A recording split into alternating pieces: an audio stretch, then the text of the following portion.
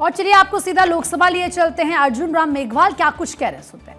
परिवर्तन का साक्षी बना है। आज प्रस्तुत यह विधेयक भी न्यायिक क्षेत्र में उसी सुधार श्रृंखला की एक महत्वपूर्ण कड़ी है जिसके माध्यम से समानुकूल आवश्यकताओं को ध्यान में रखते हुए सर्वोच्च न्यायालय में न्यायाधीशों की संख्या बढ़ाने का प्रावधान किया गया है। माननीय सभापति महोदय, संविधान के आर्टिकल 124A में सर्वोच्च न्यायालय की संरचना तथा न्यायाधीशों की संख्या के निर्धारण का प्रावधान किया गया है। संविधान लागू होने के समय माननीय सर्वोच्च न्यायालय में मुख्य न्यायाधीश सहित कुल 8 न्यायाधीश का प्रावधान किया गया था। तत्पश्चात स्वतंत्र भारत की बदलती आवश्यकताओं एवं न्यायिक दायित्वों के विस्तार के साथ न्यायाधीशों की संख्या बढ़ाने की आवश्यकता महसूस की गई और इसी आर्टिकल 124A की मूल भावना के अनुरूप अगस्त 1956 में तत्कालीन गृह मंत्री श्री जीवी पंत द्वारा the Supreme Court number of जजेज एक्ट 1956 इस सदन में प्रस्तुत किया गया, जिसके परिणाम स्वरूप मुख्य न्यायाधीश सहित न्यायाधीशों की संख्या बढ़कर 11 कर दी गई। उसी मूल भावना को आगे बढ़ाते हुए वर्तमान परिप्रेक्ष्य में माननीय सर्वोच्च न्यायालय में लंबित मामलों की बढ़ती संख्या तथा न्यायिक कार्य प्रणाली को अधिक एफिशिएंट एवं इफेक्टिव बनाने के उद्देश्य से इस अमेंडमेंट बिल में चीफ जस्टिस ऑफ इंडिया सहित अन्य न्यायाधीशों की संख्या वर्तमान में 34 से बढ़ाकर 38 किए जाने का प्रावधान किया गया है। माननीय अध्यक्ष महोदय, सर्वोच्च न्यायालय में कॉन्स्टिट्यूशनल बेंचेज के गठन के कारण नियमित मामलों की सुनवाई में उपलब्ध न्यायाधीशों की संख्या स्वाभाविक रूप से कम हो जाती है। बड़ी बेंचेज की दीर्घकालीन सुनवाई का प्रभाव अन्य लंबित मामलों के निस्तारण पर भी पड़ता है। मैं एक मामले की जानकारी आपको देना चाहता हूं। मई 2026 में सर्वोच्च न्यायालय में 9 न्यायाधीशों की 9 न्यायाधीशों की कॉन्स्टिट्यूशन बेंच द्वारा सबरीमाला प्रकरण की सुनवाई, क्वेश्चन ऑफ लॉ से संबंधित अनेक महत्वपूर्ण मामलों के समयबद्ध निस्तारण हेतु न्यायाधीशों की संख्या बढ़ाने की तत्काल आवश्यकता महसूस की गई। इसी आवश्यकता को ध्यान में रखते हुए संविधान के आर्टिकल 123 के अंतर्गत ऑर्डिनेंस लागू करके संबंधित प्रावधान प्रभावी किए गए, जिन्हें विधिक स्वरूप प्रदान करने के लिए विधेयक सदन के समक्ष प्रस्तुत किया गया है। यह कदम जुडिशियल कैपेसिटी को और अधिक सुदृढ़ करेगा, मामलों के शीघ्र एवं प्रभावी निस्तारण में सहायक सिद्ध होगा तथा नागरिकों को समयबद्ध न्याय उपलब्ध कराने की दिशा में एक महत्वपूर्ण माइलस्टोन स्थापित करेगा। इसी लिमिटेड पर्पज के साथ ये विधेयक सदन के समक्ष विचार हेतु प्रस्तुत किया गया है। मुझे पूर्ण विश्वास है कि इस माननीय सदन के सभी सदस्य अपने बहुमूल्य विचार रखकर सर्वसम्मति से इस विधेयक को पारित करने में अपना महत्वपूर्ण दायित्व निभाएंगे। बहुत बहुत धन्यवाद। धन्यवाद जी। आप अपनी अपनी जगह में जाके बैठिए, आसीन हो जाइए। ये बहुत महत्वपूर्ण बिल है, इसके ऊपर आपको चर्चा करना चाहिए। आप चर्चा कीजिए, आप चर्चा में शामिल हो जाइए, आप चर्चा में शामिल हो जाइए। बहुत ही महत्वपूर्ण बिल है। ये सुप्रीम कोर्ट का मामला है। सुप्रीम कोर्ट का मामला सबसे महत्वपूर्ण, सबसे बड़ा हमारे कोर्ट का,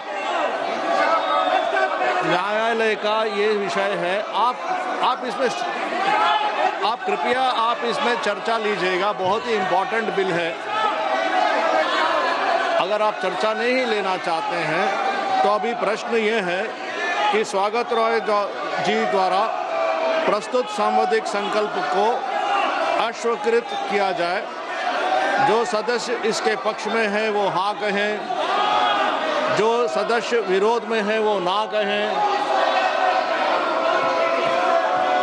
मेरे विचार में निर्णय ना वालों के पक्ष में हुआ, ना वालों के पक्ष में हुआ। संवैधानिक संकल्प अस्वीकृत हुआ। माननीय सदस्यों, खंड 2 में श्री N.K. प्रेमचंद्र बिल, और इसलिए इन्होंने जो कुछ भी कहा है वो कार्रवाई से एक्सपंज किया जाना चाहिए। It is irrelevant.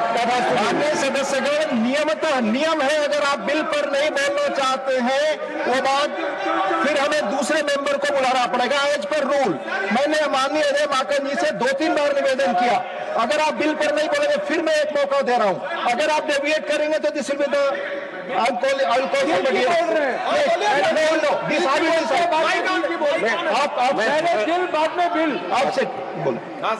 उपसभापति महोदय, हमारे देश के अंदर दो तरीके के कानून, वो ना कहें मेरे विचार में निर्णय हाँ वालों के पक्ष में हुआ, हाँ वालों के पक्ष में हुआ।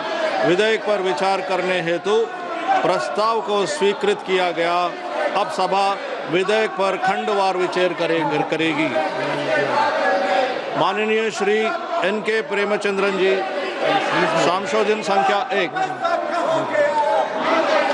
प्रश्न ये है कि श्री N.K. प्रेमचंद्रन द्वारा प्रस्तुत संशोधन संख्या 1 को स्वीकृत किया जाए। जो सदस्य इसके पक्ष में है वो हाँ कहें, जो सदस्य इसके विरोध में है वो ना कहें। मेरे विचार में निर्णय ना वालों के पक्ष में हुआ, ना वालों के पक्ष में हुआ। संशोधन अस्वीकृत हुआ। प्रश्न से मजाक से गिराने का काम किया जा रहा, मैं इसको आपत्ति दर्ज करना चाहता हूं। जब बार बार बोलते हैं, वो बोलते हैं बिल पे बोल रहे हैं, बिल पे बोल रहे हैं, ऐसा बोल के फिर विषय को भटकाते हैं। आपने 3 बार मौका दिया और तीनों बार उन्होंने कहा बिल पे बोल रहे हैं। ये सदन, अगर आप प्रोटेस्ट करना चाहते हैं तो आप सीधा प्रोटेस्ट करें। आप माइक लेकर के इस तरह का मजाक नहीं करना चाहिए कि आप कोई बेवकूफ है, कि हम लोग बच्चे हैं क्या? आप रूल का बात करते हैं, रूल का भी मजाक करते हैं। ये कोई प्लेटफॉर्म मजाक करने का है और बोलते हैं कि मैं उसी बिल पे बोल रहा हूं और आपसे परमिशन लेकर के फिर माइक लेते हैं, फिर वो गलत बात बोलते हैं। और इस राज्यसभा में नेता प्रतिपक्ष को जितना मौका मिलता है, कभी भी पहले नेता प्रतिपक्ष को मौका मिला नहीं है। और बार बार ये बोल रहे कि यहाँ नेता प्रतिपक्ष से बोलने का मौका नहीं मिलता है। ये सिर्फ सरकार का विरोध का बात नहीं है, इस सदन के गरिमा को गिराने वाला बात कर रहे हैं लोग। ये बिल्कुल ठीक नहीं है। मेरा अनुरोध है अजय माकन जी को, अभी आप 3 बार मौका दे चुके हैं, इसका अभी भाषण देने का कोई राइट नहीं है। इस तरह का नहीं कर सकते। मैं आपत्ति करता हूं और झूठ बोल करके माइक को लेना, फिर एक्यूज करना और सदन को गिराने का बात किया है, सरकार के खिलाफ का मतलब नहीं है, ऐसा नहीं होता है। माननीय सदस्यगण, मैंने 3 बार बुलाया माननीय अजय माकन जी को, मौका दिया पर वो विषय पर नहीं बोलना चाहते। मैं नेक्स्ट स्पीकर श्रीमती सुमित्रा बाल्मीकि से कहता हूं अपनी बात रखें।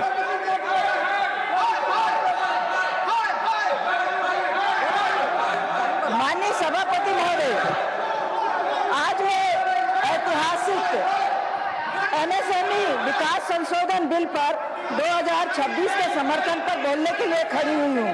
महोदय, मैं पहले अपने प्रधानमंत्री माननीय यशस्वी नरेंद्र मोदी जी को हृदय से आभार व्यक्त करती हूँ कि उन्होंने देश के आखिरी पायदान पर खड़े व्यक्ति, हमारे अंत्योदय, हमारी नारी शक्ति और हमारे अनुसूचित जाति जनजाति के वर्ग को देश की अर्थव्यवस्था से मुख्य धारा में जोड़ा है। महोदय, मैं कहना चाहती हूँ कि 2014 से पहले विकास में जो कागजी कार्रवाइयां होती थी, उनको यदि देखा जाए तो 2026 तक माननीय प्रधानमंत्री मोदी जी के नेतृत्व में देश में बड़ा बदलाव हुआ है।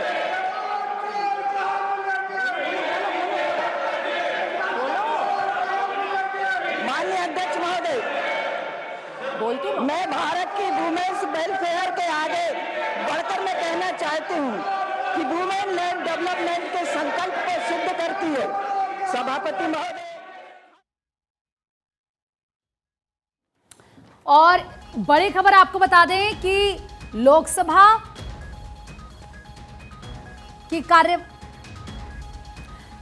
कल 11 बजे तक के लिए जो लोकसभा की कार्यवाही वो स्थगित हो गई है। ये बड़ी खबर। तो वहीं राज्यसभा में भी विपक्ष का जोरदार हंगामा इस वक्त चल रहा है।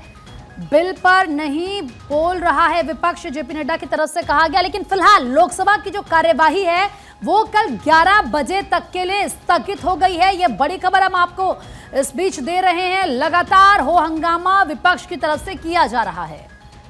बिल्कुल, देखिए संसद के मॉनसून सत्र में लगातार हंगामा हम देख रहे हैं विपक्ष की ओर से, जहां चर्चा नहीं की जा रही है। आज सुबह भी जब सदन की कार्यवाही शुरू हुई, प्रश्नकाल शुरू होने से पहले ही विपक्ष की ओर से हंगामा होने लगा। उसके बाद 12 बजे तक के लिए कार्यवाही स्थगित हुई और अभी जब कार्यवाही फिर से शुरू हुई तो उसके बाद अब कल 11 बजे तक के लिए कार्यवाही स्थगित हो गई है। यानी कि कुल मिलाकर चर्चा नहीं हो पा रही है। ओम बिरला की ओर से कहा गया कि विपक्ष चर्चा नहीं करना चाहता है, इसका जिक्र उन्होंने किया। राज्यसभा में भी विपक्ष की ओर से जोरदार हंगामा किया जा रहा है। बिल पर विपक्ष नहीं बोल रहा है, जेपी नड्डा ने कहा। और अगर आप इस तरीके से हंगामा करते रहेंगे तो चर्चा किस प्रकार हो पाएगी।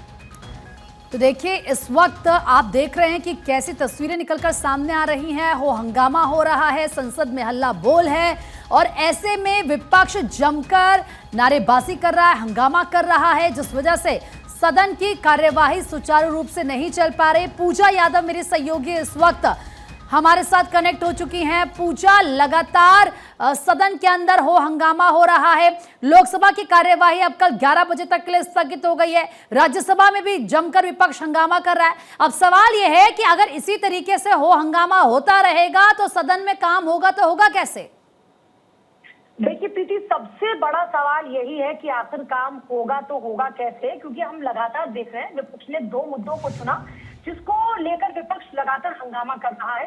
पहले से ही अनुमानित था, जिस तरीके से स्ट्रैटेजी पर काम विपक्ष कर रहा था, बैठ के बुलाई गई थी, उसे यह तय माना जा रहा था कि राम मंदिर के विषय को लेकर और छात्रों को लेकर विपक्ष की ओर से जोरदार हंगामा किया जाएगा। वही हुआ भी। क्वेश्चन आवर पर जैसे ही हम देखते हैं शुरुआत होती है, तभी से ही लगातार हंगामा शुरू हो जाता है। यहाँ तक कि जो भी मिनिस्टर्स अपनी जो डॉक्यूमेंट है उसको पटल पर रख रहे थे, उस दौरान में भी उनकी बातों से ज्यादा हम देख रहे थे लगातार विपक्ष का जो शोर है वो सुनाई दे रहा था। तभी से ये, क्योंकि सबसे इंपॉर्टेंट बात FCRA को लेकर देखिए तैयारी की जा रही थी कि हो सकता है इसको रखा जाए पटल पर और इस पर चर्चा हो, आखिर इसको ये जो विधेयक है इसको पारित करा लिया जाए। लेकिन यहाँ पर ये भी काम हो नहीं पाया। उम्मीद ये की जा रही है कि जब फिर से सदन की कार्रवाई शुरू होगी तो सरकार इस तरफ आगे बढ़ेगा, लेकिन विपक्ष का हंगामा लगातार बढ़ता जा रहा है। हमने देखा, चाहे आप मकर द्वार के पास देखिए, वहां पर जमकर हंगामा देखते हैं राम मंदिर को लेकर। इसके अलावा चाहे बात करें छात्रों के प्रदर्शन को लेकर, तो उसे लेकर भी हम लगातार देख रहे हैं हंगामा जारी है। शुरुआत जैसे ही हो रही है हम लगातार देख रहे हैं क्वेश्चन आवर से ही, प्रश्नकाल से ही विपक्ष का हंगामा मुसीबत का सबब बन रहा है। लेकिन एक बात जरूर है कि इसको लेकर भी सरकार की ओर से अपनी स्ट्रैटेजी पर काम करते हुए इसका भी कोई समाधान जरूर निकाल लिया जाएगा। बिल्कुल पूजा, बहुत बहुत शुक्रिया आपका तमाम जानकारी देने के लिए।